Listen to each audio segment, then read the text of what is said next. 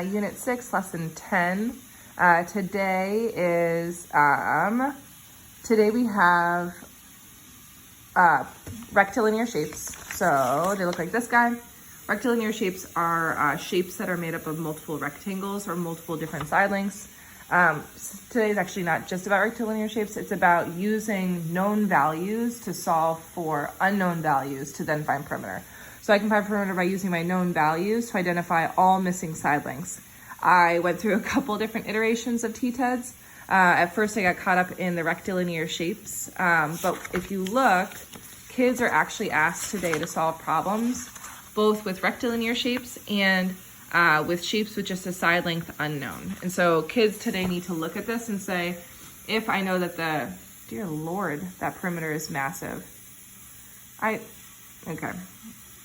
This seems a little ridiculous because of the side lengths here. Whatever. So maybe, Mona, before we print this, we figure out a different number.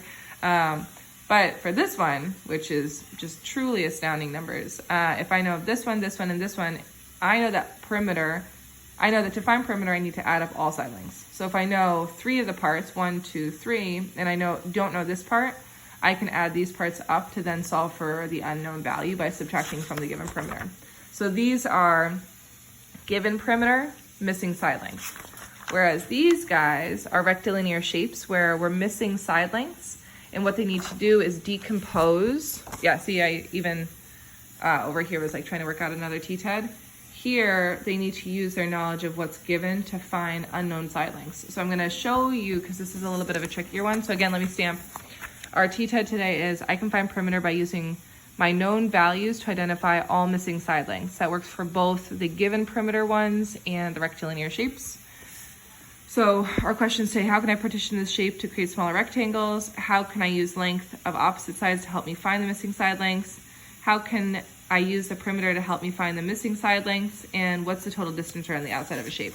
I'm gonna model with a new one for you guys. So this guy, the first question I asked myself is how can I partition my shape to help me find my missing side length? So I'm gonna go like this. And so now I know I have this side length, this side length, this side length. I am missing this side length and this side length. So I have 1, 2, 3, 4, 4 out of the 6. I find it really helpful to have these here just so that I can talk kids through it. Then how can I use the length of opposite side lengths to help me find the missing side length?